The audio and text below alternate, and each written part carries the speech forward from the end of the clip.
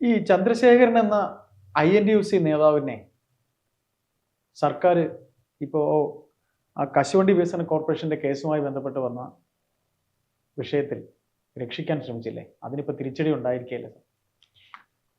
ഈ ചന്ദ്രശേഖരൻ എന്നാണ് ഈ കാഷ്യൂ ബോർഡിൻ്റെ ചെയർമാനായിരുന്നതെന്നറിയോ? 2011 2016 കാലഘട്ടത്തിലാണ്. അപ്പോൾ ഈ 2011 2016 കാലഘട്ടത്തിലുള്ള ഏറ്റവും പ്രധാനപ്പെട്ട ആരോപണം എന്താണെന്ന് വെച്ചിട്ടുണ്ടെങ്കിൽ, വിദേശത്തുനിന്ന് ക്വാളിറ്റി ഇല്ലാത്ത കാഷ്യൂ ഇങ്ങോട്ട് ഇറക്കുമതി ചെയ്തു എന്നുള്ളതാണ്. അങ്ങനെ ഇറക്കുമതി ചെയ്തതിലുള്ള വലിയ തരികിടകൾ കാണിച്ചുകൊണ്ട് 500 കോടി രൂപയുടെ അഴിമതി നടത്തി എന്നുള്ളതാണ് കേസ്. അപ്പോൾ അത് ആദ്യം ഇവരന്വേഷിച്ചിട്ട് പറ്റാത്തത് കൊണ്ടിട്ട് മനോജ് കടകംപള്ളി എന്ന് പറയുന്ന ഒരാളാണ്. അദ്ദേഹം നേരെ ഈ കേസുമായി ബന്ധപ്പെട്ട് ഹൈക്കോടതി പോയി ഹൈക്കോടതി CBI അന്വേഷണത്തിന് ഉത്തരവിടുകയും ചെയ്തു. അപ്പോൾ CBI അന്വേഷണത്തിന് ഉത്തരവിട്ടപ്പോൾ CBI 500 കോടിയിലൊന്നും അഴിമതി ഇല്ലെങ്കിലും ഇതിൽ കോടിക്കണക്കിന് രൂപയുടെ അഴിമതി ഉണ്ട് എന്ന് കണ്ടെത്തി. MD ഉണ്ട് അതിൽ.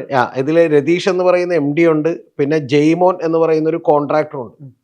അപ്പോൾ ഈ ഇത്രയും പേര് 3 പേർക്ക് ഇതിനകത്ത് വലിയ തോതിലുള്ള പങ്കുണ്ടെന്ന് കണ്ടെത്തി. ഈ രതീഷ് എന്ന് പറയുന്ന MD യെ കുറിച്ച് നമ്മൾ പറയേണ്ടത്, പുള്ളി 10 കൊല്ലത്തോളം അതേ പോസ്റ്റിലിരുന്നു. അതായത് ഒന്നുകൂടെ ഉണ്ട്, അയാൾ RSP പോയ ഒരു പഴയ നേതാവ്, അദ്ദേഹം മരിച്ചുപോയി. ഒരു പഴയ നേതാവിന്റെ മരുമകനാണ്. മരുമകനായ ഒരു RSP നേതാവ്. അറിയാം. അല്ല, ഞാനിപ്പോ അയാളെ ഒന്നും ഇതിലേക്ക് വലിച്ചിറക്കേണ്ട ആവശ്യമില്ലല്ലോ. കാരണം മരുമകനായി പോയി എന്നുള്ളത് അയാളുടെ ഭാഗ്യം. കാരണം എന്ന് വെച്ചാൽ നമ്മൾ വിചാരിച്ചാൽ മതി എന്താന്നുള്ളത്. അപ്പൊ അതൊക്കെ നമ്മൾ വലിച്ചിറക്കണ്ടല്ലോ എന്ന് ഞാൻ പറയാതിരുന്നത്. പക്ഷെ ഈ രതീഷ് UDF-ഉം LDF-ഉം വന്നപ്പോൾ 10 കൊല്ലത്തോളം കൃത്യമായിട്ട് അവിടെ തന്നെ ഇരുന്നിരുന്നു, ആ പോസ്റ്റിൽ തന്നെ ഇരുന്നു. അപ്പൊ അതിനുശേഷമാണ് ഈ കേസുകൾ വരുന്നത്. ഇപ്പൊ അദ്ദേഹം എവിടെയാണെന്ന് നിങ്ങൾക്കറിയാം? അതായത് ഇപ്പൊ ഗവൺമെന്റ് ഏതോ ഒരു ഖാദി ബോർഡിലാണ്. അതിന്റെ അതായത് ഇപ്പൊ പി ജയരാജൻ ഭരിക്കുന്ന ഖാദി ബോർഡിന്റെ ഇപ്പോഴത്തെ MD ആണ്. അപ്പൊ ഇതില് ഏറ്റവും പ്രധാനപ്പെട്ട കാര്യം ജനങ്ങൾ അറിയേണ്ടത്, ഇതില് CBI എന്നിട്ട് എന്ത് ചെയ്യുന്നു, ഇവരുടെ അടുത്ത് പെർമിഷൻ ചോദിക്കുന്നു പ്രോസിക്യൂട്ട് ചെയ്യാനായിട്ട്, അതായത് നടപടി എടുക്കാൻ വേണ്ടി പെർമിഷൻ ചോദിക്കുന്നു. LDF ഗവൺമെന്റ് ആണെന്ന് ഓർക്കണം 2016 മുതൽ. ഈ 2016 മുതലുള്ള പിണറായി വിജയൻ ഗവൺമെന്റ് അങ്ങനെ ഒരു അനുമതിയെ കൊടുക്കുന്നില്ല. ആരെ രക്ഷിക്കാൻ? R ചന്ദ്രശേഖരനെ രക്ഷിക്കാൻ. ഏത് R ചന്ദ്രശേഖരനെയും രതീഷിനെയും ജയ്മോനെയും രക്ഷിക്കാൻ വേണ്ടിയിട്ട് കോടിക്കണക്കിന് രൂപയുടെ അഴിമതി നടന്നു എന്ന് വെളിവായിട്ടുള്ള ഒരു സംഗതിയിൽ പിണറായി വിജയൻ ഗവൺമെന്റ് ഒരു കോൺഗ്രസ്സുകാരനായ INTUC-യുടെ ദീർഘകാലമായി പ്രസിഡന്റ് ആയിരിക്കുന്ന ഒരാളെ രക്ഷിക്കാൻ വേണ്ടിയിട്ട് അനുമതി കൊടുക്കുന്നില്ല. ഇവിടുത്തെ ജനങ്ങളൊന്നും ആലോചിക്കുന്നത് എന്താന്നുള്ളത്. അതായത് ഒന്ന്. പിന്നെ രണ്ടാമത് നേരത്തെ പറഞ്ഞ രതീഷ് എങ്ങനെ 10 കൊല്ലം ഇരുന്നു നമ്മൾ ആലോചിക്കും. ഇപ്പൊ വീണ്ടും രതീഷിനെ നിയമിച്ചേക്കണത് ഖാദി ബോർഡിലാണെന്നുള്ള ആലോചിക്കും. പിന്നെ ഇതിനെല്ലാറ്റിനും കൂടെ നമ്മൾ മനസ്സിലാക്കേണ്ട ഒരു കാര്യം എന്ന് പറഞ്ഞാൽ, ഇപ്പോ എന്നിട്ട് വീണ്ടും ഈ നമ്മുടെ നാട്ടിലൊരു ഗതികേട് ആലോചിക്കണം. ഈ മനോജ് കടകംപള്ളി വീണ്ടും കോടതി പോയി. ഇത് ഗവൺമെന്റ് അനുമതി കൊടുക്കുന്നില്ല എന്ന് പറഞ്ഞാൽ ഹൈക്കോടതി പോയി. അപ്പൊ കൗസർ എടപ്പകത്ത് എന്ന് പറയുന്ന ജഡ്ജി അദ്ദേഹം ഇപ്പൊ ഉത്തരവിട്ടു എന്ത് ചെയ്യണം, ഗവൺമെന്റ് അനുമതി കൊടുക്കണം. ഇനി വേറൊരു കാര്യം കൂടി ഇതിനകത്തുണ്ട്. ഗവൺമെന്റ് അനുമതി കൊടുക്കണം എന്ന് പറയുമ്പോൾ ഇതിന്റെ ഇടക്ക് കൂടി R ചന്ദ്രശേഖരൻ കോടതി പോയി. എന്താണെന്നറിയാമോ? ഗവൺമെന്റ് ഇങ്ങനെ അനുമതി CBI, ഇന്ത്യയിലെ ഏറ്റവും വലിയ കുറ്റാന്വേഷണ ഏജൻസി, അന്വേഷിച്ച് അഴിമതിയാണെന്ന് കണ്ടെത്തിയിരിക്കണ R ചന്ദ്രശേഖരൻ കോടതി പോയെന്ന് പറഞ്ഞാൽ ഈ കേസ് ക്വാഷ് ചെയ്യണം എന്നാണ്. എന്താ കാര്യം അറിയോ? ഞാൻ ചിലപ്പോ കട്ടിട്ടൊക്കെ ഉണ്ടാവാം, പക്ഷെ എങ്കിലും ഗവൺമെന്റ് അനുമതി കൊടുത്തിട്ടില്ലല്ലോ. അപ്പൊ പിന്നെ പ്രോസിക്യൂട്ട് ചെയ്യാൻ പറ്റില്ല. അതുകൊണ്ട് ഈ കേസ് തന്നെ കാര്യം ഇല്ലാതാക്കിക്കോളൂ. ഇത് രണ്ടും കൂടി പരിഗണിച്ചുകൊണ്ടാണ് ഇന്ന് ഇന്നലെ ഹൈക്കോടതി ഉത്തരവിട്ടേക്കണത് ഇതിന്റെ പുറത്ത് എന്തുണ്ടെന്ന്. ഈ പറയുന്ന പോലെ ഇത് അനുമതി കൊടുക്കണമെന്ന് എന്ന് പറഞ്ഞാൽ, ഏതാണ്ട് ഈ പറയുന്ന പോലെ 2011-16 കാലഘട്ടത്തിൽ ഇരുന്നിരുന്ന ചന്ദ്രശേഖരനെ രക്ഷിക്കാനായിട്ട് ഇപ്പൊ 8 കൊല്ലമായിട്ട് ഈ കേസ് ഇട്ട് തായം കളിച്ചുകൊണ്ടിരിക്കുന്നതാണ് ആര്? ഗവൺമെന്റ്. ആദ്യം കേരള ഗവൺമെന്റ് ഏജൻസികളായിട്ടുള്ള വിജിലൻസും ബാക്കിയുള്ളവരും അന്വേഷിച്ചു. ആ അന്വേഷണം കാര്യക്ഷമമായി നടക്കുന്നില്ലെന്ന് പറഞ്ഞിട്ടാണ് അയാള് CBI പോയത്. ഇനി മിക്കവാറും സംഭവിക്കാൻ പോണെന്ന് അറിയാമോ? R ചന്ദ്രശേഖരനെ രക്ഷിക്കാൻ വേണ്ടി മിക്കവാറും അപ്പീല് പോകും. കൂടിയെന്ന് ഒരു 40, 45, 50 ലക്ഷം രൂപ എന്ത് ചെയ്താൽ മതിയല്ലോ ഗവൺമെന്റിന് ചന്ദ്രശേഖരനോടും ഈ കേസിനോടും. അതാണ് അടുത്ത ചോദ്യം. എന്തുകൊണ്ട് ചന്ദ്രശേഖരനോട് എന്നല്ല നമ്മൾ ചോദിക്കേണ്ടത്. നമ്മൾ ആദ്യം ചോദിക്കേണ്ട ഒരു ചോദ്യം, എന്തുകൊണ്ടാണ് നമ്മുടെ ഇവിടെ LDF-ഉം UDF-ഉം ഒക്കെ പല അഴിമതികൾ നടത്തുകയും പിന്നീട് അടുത്ത ഗവൺമെന്റ് വരുമ്പോൾ ശിക്ഷിക്കാതിരിക്കുകയും ചെയ്യുന്നതെന്ന് വെച്ചിട്ടുണ്ടെങ്കിൽ, ഇവരൊക്കെ തമ്മിൽ ഒരു തരത്തിലുള്ള കൂട്ടുകച്ചവടമാണ് ഉള്ളത്. തീർച്ചയായിട്ടും അങ്ങോട്ടും ഇങ്ങോട്ടും. അതുകൊണ്ട് ഞാനൊരു ചെറിയ എക്സാമ്പിൾ കൂടി പറയാം ഈ ചോദ്യം ചോദിച്ചുകൊണ്ട്. ഇപ്പൊ വിനു വി ജോൺ എന്ന് പറയുന്ന ഏഷ്യാനെറ്റിന്റെ സ്റ്റാർ അവതാരകനുണ്ട്, അറിയാലോ, ന്യൂസ് അവരൊക്കെ അവതരിപ്പിക്കുന്ന വിനു വി ജോൺ ശരിക്കും പറഞ്ഞിട്ടുണ്ടെങ്കിൽ എളമരം കരീമിനെതിരെ ഒരു പരാമർശം നടത്തി. എന്താണ്? എളമരം കരീം ഒരു ഹർത്താലിന് ഒരാളുടെ, അതായത് അമ്പലത്തിലേക്ക് പോയിട്ടുള്ള ഒരു ഓട്ടോറിക്ഷക്കാരന്റെ മൂക്കിടിച്ച് പരത്തുന്നു. അതായത് മൂക്കിടിച്ച് ചോര വരുത്തുന്നു. ആ ചോര വരുത്തി ഹർത്താൽ അനുകൂലികൾ, അതായത് CPM ആളുകൾ മൂക്കിടിച്ച് ചോര വരുത്തുന്നു. CITUക്കാർ അവർ ഇടിക്കാനൊക്കെ ലൈസൻസ് ഉള്ളവരാണ്, അവരിടിക്കുന്നു. അപ്പൊ ചോര വരുന്നു.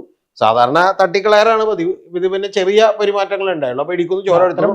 ആ ചോര വന്നതിന് ശേഷം ഉടനെ തന്നെ അന്ന് ബിനു പി ജോൺ ഇരുന്ന് പറയുന്നു, ഇയാൾ പ്രസംഗിക്കുന്നു. എളമരം കരീം പ്രസംഗിക്കുന്നത് എന്താണ്?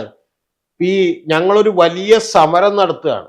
മനസ്സിലായോ? ഞങ്ങളൊരു വലിയ സമരം ഈ പറയുന്ന സാമ്രാജ്യത്വത്തിനും മറ്റേ മോദി ഗവൺമെന്റിനൊക്കെ സമരം നടത്തുകയാണ്. അപ്പൊ നിങ്ങൾ ആ സമയത്താണ് പിച്ചി, മാന്തി, നുള്ളി എന്നൊക്കെ പറഞ്ഞ് ചെറിയ പരാതികളുമായിട്ട് വരണതെന്ന് പറഞ്ഞു.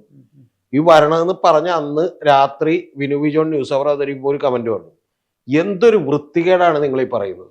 ആ വൃത്തികേട് നിങ്ങൾ പറയുന്നതിന്റെ കാരണം എന്താണെന്ന് വെച്ചിട്ടുണ്ടെങ്കിൽ, നിങ്ങൾ ഇത് നിങ്ങളുടെ വീട്ടിൽ ആരെങ്കിലും, അല്ലെങ്കിൽ ഈ പറഞ്ഞ എളമരം കരീമിന്റെ തന്നെയോ മുഖമിടിച്ച് ചോര വരുത്തിയിട്ടുണ്ടെങ്കിൽ നിങ്ങൾ ഈ വൃത്തികെട്ട വർത്തമാനം പറയുമായിരുന്നു. അല്ല, കരീമിനെയാണ് ഇങ്ങനെ ചെയ്തിരുന്നതെങ്കിൽ നിങ്ങൾ ഇത് പറയുമായിരുന്നു എന്ന് ചോദിച്ചു.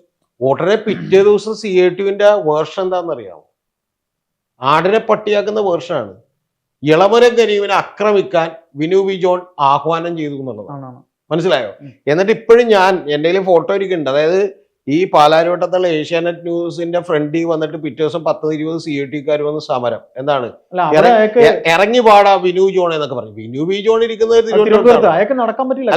അല്ല. അപ്പൊ അതുകൊണ്ട് പിന്നെ അതും പോട്ടെ. എന്നിട്ട് ഇയാളുടെ വീടിന്റെ അകത്ത് കയറി, 2 പെൺകുട്ടികളാണ് ബിനുവിന്, വീടിന്റെ അകത്ത് കയറി ഇവർ പോസ്റ്റർ ഒട്ടിച്ചു.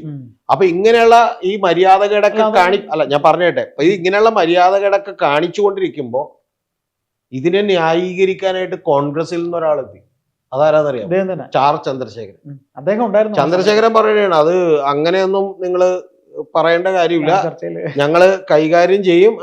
അത്ര വലിയ അഭ്യാസമൊന്നും എളമരം കരീം വളരെ ബഹുമാന്യനായ ഒരു നേതാവാണ്, അദ്ദേഹത്തെ കുറിച്ചൊന്നും ഈ കാര്യം പറയേണ്ട കാര്യമില്ലെന്നാണ് ഈ പറയുന്ന R ചന്ദ്രശേഖരൻ പറഞ്ഞു. എന്ന് പറഞ്ഞിട്ടുണ്ടെങ്കിൽ എളമരം കരീം എന്ന് പറയുന്ന മുതലാളിയും ചന്ദ്രശേഖരൻ എന്ന് പറയുന്ന മുതലാളിയും പിന്നെ ബാക്കിയുള്ള മുതലാളിമാരും ഒക്കെ തമ്മിൽ ഐഡിയോളജിക്കലി ഒരു സമരവും ഒരു തേങ്ങയും ഇവിടെ ഇല്ല. ഇവിടെ ഉള്ളത് ഈ പറയുന്ന പോലെ മറ്റേ കൈയിടുക, വലിക്കുക, നക്കുക എന്നുള്ള പരിപാടിയാണ് ശരിക്കും അത് നടക്കുന്നത്. ആ നക്കുന്നതിന്റെ ബലമായിട്ടാണ് ഇവര് ശരിക്കും പറഞ്ഞാൽ ഇവരെ എതിർക്കുന്ന ആളുകൾക്കെതിരെ ഇവര് കൂട്ടമായി സംഘടിച്ചെത്തി ആക്രമിച്ച് തോൽപ്പിക്കുന്നത്. ഇതൊരു കാര്യം. ഈ പറയുന്ന ബിനു പി ജോൺ. ഇനി ഞാൻ രണ്ടാമതൊരു കാര്യം താങ്കളോട് പറയട്ടെ. 2020 എന്ന് പറഞ്ഞൊരു സംഘടന രൂപീകരിച്ചല്ലോ. എങ്ങനെയാണ് 2020ക്കെതിരെ മത്സരിച്ചതെന്നറിയോ? അറിയാം. SDPI, മറ്റേ Jamaat-e Islami, CPM, CPI, RSP, Congress, എല്ലാ പാർട്ടികളും കൂടിയായിട്ട് പഞ്ചായത്തുകൾ മത്സരിച്ചത്. മനസ്സിലായ? BJP അടക്കം. അപ്പൊ സത്യത്തില് ഞങ്ങളിവിടെ ശരിക്കും പറഞ്ഞില്ലേ, ഇവര് തുറന്നങ്ങളൊരു വാചകം പറഞ്ഞാൽ മതി എന്ന് ഞാൻ പറയണം. അതായത് ഇന്നസെന്റ് ഒരു സിനിമ പറയും, വന്ന് കള്ളക്കടത്തുകാർക്ക് മനസ്സമാനത്തോട് ജീവിക്കാൻ പറ്റാതായി ഈ നാട്ടിൽ എന്ന് പറയുന്നത് പോലെ ഞങ്ങൾ ഈ രാഷ്ട്രീയമൊക്കെ പറഞ്ഞ് നടന്ന് മാന്യമായിട്ട് ഉള്ള എന്ത് ചെയ്തോട്ടെ, കട്ടിട്ട് ജീവിച്ചോട്ടെ എന്ന് പറയുന്ന ഒരു കാര്യമാണ് ഇവര് നടത്തിക്കൊണ്ടിരിക്കുന്നത്. അതാണ് തെളിവോടുകൂടി. സത്യത്തിൽ എനിക്ക് ഏറ്റവും ലജ്ജ തോന്നിയ ഒരു കാര്യം എന്ന് പറഞ്ഞാൽ, പാർട്ടി തിരുത്താൻ പോകുന്നു, പാർട്ടി മറ്റേ സാരി മാറി കൊടുക്കാൻ പോകുന്നു, പാർട്ടി മറ്റേ എന്ത് ചെയ്യുന്നു, മറ്റേ മുണ്ടും നേരിയതാക്കാൻ പോകുന്നു എന്നൊക്കെ പറഞ്ഞുള്ള വലിയ തിരുത്തലുകളൊക്കെ കണ്ടു. ഈ കാര്യത്തിൽ ഒരു CPMന്റെ നേതാക്കന്മാർ എന്ത് വന്ന് ന്യായീകരിക്കും? ഒരു ലോക്കൽ കമ്മിറ്റി സെക്രട്ടറി എങ്കിലും എന്നോട് പറഞ്ഞാൽ മതി, വേണ്ട പാർട്ടി മെമ്പർ ആയിട്ടുള്ള ഒരാൾ പറഞ്ഞാൽ മതി. ഇത് എങ്ങനെ ന്യായീകരിക്കും? ഇനി അങ്ങോട്ട് ചെയ്യാൻ പോണതേ ഉള്ളൂ, ഇന്നലെ വരെ ചെയ്തതല്ല. എന്തെന്ന്? ഇന്നലെ വരെ ചെയ്തതല്ല, ഇനി അങ്ങോട്ട് ഞങ്ങളെല്ലാം ചെയ്യാൻ പോകുന്ന. അപ്പൊ ഇതെല്ലാം ഇന്നലെ ചെയ്തതിലാണ് സർപ്പെടുന്നത്. അത് ശരിയാ. അപ്പൊ ഇന്നലെ വരെ ചെയ്തു. ഇന്നലെ വരെ ഈ പറയുന്ന കള്ളനായിട്ടുള്ള ചന്ദ്രശേഖരനെ എന്ത് ചെയ്തു? ചക്രക്കുളത്തിൽ ഇവര് സത്യത്തില് ജനത്തെ വെറുതെ ഇരുന്ന് ഇവര് സമരം നടത്തുന്നു, മറ്റേ രാഷ്ട്രീയ പാർട്ടിക്കെതിരെ പറയുന്നു. സത്യത്തിൽ ഞാനൊക്കെ ഇത് വാർത്ത വായിച്ചപ്പോൾ വിചാരിച്ചു, ഇതൊക്കെ ഫോളോ ചെയ്യുന്ന നമുക്കാണ് ഭ്രാന്ത്. ഇത് എന്തിനാണ് ഇവന്മാരൊക്കെ പറയുന്നത്? അങ്ങോട്ടും ഇങ്ങോട്ടുള്ള ഈ വർത്താനമൊക്കെ കേട്ടിരിക്കുന്നത് യാതൊരു കാര്യമില്ല ഇത്. കാരണം ഇത് ഇനി ഞാനിപ്പോ ഇതിനേക്കാൾ വലിയൊരു സംഭവം ഉണ്ട്, ഇലക്ട്രൽ ബോണ്ട്. അതിൽ മേടിക്കാത്ത കക്ഷികളില്ല. എല്ലാവരും, സിക്കിം ക്രാന്തികാരി മോർച്ച, അവരൊക്കെ പോലും കോടിക്കണക്കിന് രൂപയാണ് മേടിച്ചേക്കണം. കാരണം ഫാർമ കമ്പനിയുടെ ആസ്ഥാനമാണത്. അപ്പൊ ഇതുപോലെ അങ്ങോട്ടും ഇങ്ങോട്ടും മേടിക്കുന്ന കാശ് മേടിച്ച് എന്ത് ചെയ്യുക? അപ്പൊ ഒരു 5.5 ലക്ഷത്തോളം വരുന്ന CPM പാർട്ടി പ്രവർത്തകര്, അതുപോലെ കോൺഗ്രസിന്റെ പ്രവർത്തകർ, BJP പ്രവർത്തകർക്ക് ഇത് ആലോചിക്കണം. ഈ നേതാക്കന്മാർ മുഴുവൻ കക്കുന്നതിന് ഞങ്ങൾ എന്തിനാണ് ഞങ്ങളുടെ ജീവിതം? ഞാൻ ഇടയ്ക്കൊരു കാര്യം ചോദിച്ചോട്ടെ, ഇതിപ്പോ ഈ കാര്യം പറഞ്ഞു, എക്സാലോജിക്കിന്റെ കാര്യത്തിൽ മാത്യു കുഴൽനാടൻ മാത്രമല്ലേ ഉള്ളൂ കോൺഗ്രസ് എന്ന് വാദിക്കാൻ? മാത്യു കുഴൽനാടനും വാങ്ങിച്ചിട്ടവരെല്ലാം ഒരുപാട് പേര് കുനിഞ്ഞിരിക്കുന്ന സത്യത്തിൽ മാത്യു കുഴൽനാടനും ഇല്ല. താങ്കൾക്ക് അറിയാഞ്ഞിട്ടാണ്. ഇന്നിപ്പോ കോടതി നിങ്ങൾ ഈ പറയുന്ന സത്യം പറയാലോ, ഒരു കാര്യം കൂടി പറയണമെന്ന് തോന്നുന്നത്, ഈ മാധ്യമ പ്രവർത്തകർ എന്ന് പറഞ്ഞു നടക്കുന്ന കുറെ കൊഞ്ഞാണന്മാർക്ക് ഒരു വിവരമില്ല. അല്ല, ഞാനും പെടും, എല്ലാരും. ഞാൻ പറഞ്ഞ ഒരു വിവരമില്ല. എന്താ കാര്യം എന്ന് വെച്ചാല്, ഒരു വിവരമില്ലാത്തതിന്റെ കാര്യം എന്താണെന്നറിയാമോ? ഇപ്പൊ ആരെങ്കിലും അടുത്ത തവണ പിണറായി വിജയനോടോ അല്ലെങ്കിൽ ബാക്കിയുള്ളവരോടോ ചെന്ന് ഇത് വളരെ ബോൾഡ് ആയിട്ടുള്ള ഒരു ചോദ്യം പോലും ചോദിക്കില്ല. അല്ല, അതിനുള്ള ധൈര്യം 7 കൊല്ലമായില്ലേ CBI കണ്ടെത്താൻ തന്നെ 5 കൊല്ലം എടുത്തു. ഈ 5 കൊല്ലത്തിനടുക്ക് നിങ്ങൾ എന്താണ് ഇതിന് അനുമതി കൊടുക്കാത്തതെന്ന് ഒരു പത്രസമ്മേളനത്തിൽ ഒരു മാധ്യമ പ്രവർത്തകനും ചോദിക്കാൻ പോണില്ല. ഇത് ഈ സത്യത്തിൽ ഈ മാധ്യമ പ്രവർത്തകരും ഈ പറയുന്ന ബാക്കിയുള്ള ആളുകളും തമ്മിലുള്ള ഒരു കറക്ക് കമ്പനിയായിട്ട് ഇതിങ്ങനെ വർക്ക് ചെയ്തുകൊണ്ടിരിക്കുകയാണ്. സാർ, കറക്ക് കമ്പനിക്ക് വിപരീതമായി വിനു ചോദിച്ചുകൊണ്ടാണ് വിനുവിനെ തല്ലാൻ ആളെ വിട്ടത്. ഏതാ വിനുവിനെ തല്ലാൻ? നമ്മളെ ഏഷ്യാനെറ്റ് ന്യൂസിലെ വിനുവിനെ തല്ലാൻ ആളെ വിട്ടത്. കറക്ക് കമ്പനിക്ക് വിപരീതമായിട്ട് ഇളമരം കരീം, മിസ്റ്റർ ഇളമരം കരീം നിങ്ങളെ പുറത്തിറക്കി തല്ലിയാൽ എന്ത് ചെയ്യും എന്ന് ആ പയ്യൻ ഓപ്പൺ ആയിട്ട് ചോദിച്ചതുകൊണ്ട്, ആ റിപ്പോർട്ടർ ചോദിച്ചതുകൊണ്ടാണ്. അത് സാർ പറയുന്നത്. എസ്പെഷ്യലി അതൊരു കേസ് നമുക്ക് എടുത്തു. അല്ല, അതെ, വിനു വി ജോണിനെ പോലെയുള്ള നട്ടലുള്ള അപൂർവം ചിലരെ ഇതിൽ നിന്ന് മാറ്റി വെക്കാം. അപ്പൊ ഞാനടക്കമുള്ള ആളുകളുണ്ടല്ലോ. അപ്പൊ ഞാൻ അതുകൊണ്ടാ പറഞ്ഞ, ഞാനടക്കമുള്ള ആളുകൾ കുറച്ചുപേരെ ഇതിൽ മാറ്റി വെക്കാം. സാർ, ഈ പറഞ്ഞ ചന്ദ്രശേഖരന്റെ കേസ് പറഞ്ഞ പോലെ തന്നെ ഈ രതീഷ് എന്ന് പറയുന്ന മനുഷ്യൻ ഇപ്പൊ P ജയരാജൻ ഇരിക്കുന്ന ഖാദി ബോർഡിന്റെ MD ആണ്. കാലങ്ങൾ സാറ് പറഞ്ഞ ഈ കാലയളവിൽ ഞാൻ അദ്ദേഹത്തെ കാണാൻ കശുവണ്ടി വികസന കോർപ്പറേഷന്റെ ഓഫീസിൽ. വേറൊരു കാര്യം ഞാൻ താങ്കളോട് പറയാം. ഇതിലൊക്കെയുള്ള ഈ സാധ്യത സത്യത്തിൽ ഇവരെല്ലാം ഉണ്ടല്ലോ ഭയങ്കര മിടുക്കന്മാരായിട്ടുള്ള ആളുകളായിരിക്കും. ഇപ്പൊ എനിക്ക് വളരെ നേരിട്ട് ഇപ്പൊ ഓർമ്മ ഇദ്ദേഹത്തിന്റെ അമ്മാവൻ RSP നേതാവ്. അല്ല, എനിക്കതറിയാം, ഞാൻ പറയാതെ. അത് പോട്ടെ, ഞാൻ പറയണത് അത് വലിയ നേതാവൊന്നുമല്ല. ഞാൻ പറഞ്ഞത് അത് അവിടെ പോട്ടെ, മരിച്ചുപോയി. പിന്നെ അത് മാത്രമല്ല, മകളെ കല്യാണം കഴിച്ചു കൊടുത്താണ്. അപ്പൊ അതിലൊക്കെ നമ്മളിപ്പോ കയറി പിടിക്കേണ്ട കാര്യമില്ല. കാരണം ഇപ്പൊ ഞാൻ എന്റെ മകളെ വേറൊരാൾക്ക് കല്യാണം കഴിച്ചു കൊടുത്തിട്ടുണ്ടെങ്കിൽ അവൻ എന്തെങ്കിലും പോക്കൃത്തരം കാണിച്ചാൽ എന്റെ പേര് പറയേണ്ട ആവശ്യമില്ല. അതുകൊണ്ട് വിട്ടേക്കും. വലിയ ഉദ്യോഗസ്ഥനാണ് കേരളം അറിയുന്ന. അല്ല, ആയിക്കോട്ടെ, ഞാൻ പറയണത് ഇപ്പൊ നമ്മൾ എന്തിനാണ് അങ്ങനെ അമ്മായി ചിലപ്പോ താങ്കൾ ചെയ്യുന്നത് തെറ്റിനി താങ്കളൊരാളെ അത് ഒരു ഘടകമായി കൂടെ എന്നില്ല. അല്ല, ഭരണതലത്തിൽ നമ്മള് ആ ചർച്ചയെ ഡീവിയേറ്റ് ചെയ്യുന്ന നമ്മൾ പറയുന്ന മാറ്റർ എന്താണ്? നമ്മൾ പറയുന്ന മാറ്റർ ഈ സംഭവത്തിൽ ഏറ്റവും പ്രധാനപ്പെട്ട കാര്യം കോൺഗ്രസും അതുപോലെ CPM തമ്മിലുള്ള ഒരു ചങ്ങാത്ത കച്ചവടം വെളിവായിരിക്കുന്നു. അതിൽ നമ്മൾ വേറെ ആരെയും കൊണ്ടുവരണ്ട. അല്ല, അവര് രണ്ടുപേരെയും കുറിച്ച് പറഞ്ഞത് കൊണ്ടാണ്. അല്ല, ആയിക്കോട്ടെ, അതാണ് ഞാൻ പറഞ്ഞത്. താങ്കൾ അത് ഒരു തവണ പറഞ്ഞപ്പോ കേട്ടല്ലോ. ഞാൻ പറഞ്ഞ രണ്ടാമത്തെ കേസ് എന്ന് പറഞ്ഞാൽ ഇതിനകത്തുള്ള പ്രധാനപ്പെട്ട കാര്യം, ഇതിനകത്തുള്ള സാധ്യതകളൊക്കെ ഇവർ ഭയങ്കരമായി ആലോചിച്ചെടുക്കുന്ന ആളുകളാണ്. ഉദാഹരണത്തിന് ഞാൻ പറയാം, ഈ നമ്മുടെ കൊപ്ര സംഭരിക്കുന്ന ഒരു ബോർഡ് ഉണ്ടായിരുന്നു. കൊപ്ര സംഭരണമൊക്കെ നടത്തുന്ന ഒരു ബോർഡ്. ആ ബോർഡിന്റെ ചെയർമാനായിട്ടിരുന്നത് നമ്മുടെ ഈ അങ്കമാലിയിലുള്ള ഒരു ബാറൊക്കെ നടത്തുന്ന വലിയ വ്യവസായ കുടുംബത്തിലെ ആളാണ്, കേരള കോൺഗ്രസിന്റെ. അപ്പൊ അദ്ദേഹം ഇരിക്കുമ്പോൾ സത്യത്തില് ഈ അന്ന് ഈ 25 പൈസക്ക് എവിടെ നിന്ന് കിട്ടും തേങ്ങ കിട്ടും? എവിടെ നിന്ന്? ശ്രീലങ്കയിൽ നിന്ന്. ഇപ്പോഴല്ല കേട്ടോ, വർഷങ്ങൾക്ക് മുമ്പാണ്. അപ്പൊ ഇവിടെ അന്ന് താങ്ങുവില നിശ്ചയിച്ചേക്കണ 1 രൂപയാണ് താങ്ങുവില. അപ്പൊ എന്താ സംഭവം? 25 പൈസക്ക് ഈ പുള്ളി തന്നെ ആളുകളെ കൊണ്ടുപോയിട്ട് അവിടെ നിന്ന് ശ്രീലങ്കയിൽ നിന്ന് തേങ്ങ വാങ്ങിപ്പിക്കും. അതായത് ട്രാൻസ്പോർട്ട് ചെയ്ത് ഇവിടെ വരെ എത്തുമ്പോൾ 50 പൈസ ആവുള്ളൂ. എന്നിട്ട് നമ്മൾ ഏതെങ്കിലും സ്ഥലത്തിന്റെ ഒരു ചീട്ട് കാണിച്ചുകൊണ്ട്, അതായത് നമുക്ക് കൃഷി ചെയ്താണെന്ന് കാണിച്ചുകൊണ്ട് ഇവിടെ വന്നത് ഏറ്റെടുപ്പിക്കും. കോടികളുടെ ബിസിനസ്സാണ് ഇത്, കോടികളുടെ പരിപാടി. അപ്പൊ ഇതുപോലെ ഈ പറയുന്ന ഒരു സാധാരണ കാഷ്യൂ ബോർഡിന്റെ, ഇതുപോലെ നാളികേര വികസന ബോർഡിന്റെ, ഇതുപോലെയുള്ള ഏതെങ്കിലും പരിപാടികളിൽ ഒരെണ്ണം കിട്ടിയാൽ പോലും ഒരാളുടെ ജീവിതം രക്ഷപ്പെടാം. നമ്മൾ ശരിക്കും മുഖ്യമന്ത്രിയോ മന്ത്രിയോ ഒന്നും ആകണ്ട എന്നുള്ളൊരു പാഠം കൂടിയാണ് ഈ നമ്മുടെ കേരളത്തിലെ രാഷ്ട്രീയ പാർട്ടികളിൽ പണിയെടുക്കുന്ന ഈ പറയുന്ന പോലെ ഇതുകൊണ്ട് നക്കാമെന്ന് വിചാരിക്കുന്ന ആളുകൾ പഠിക്കേണ്ടത്.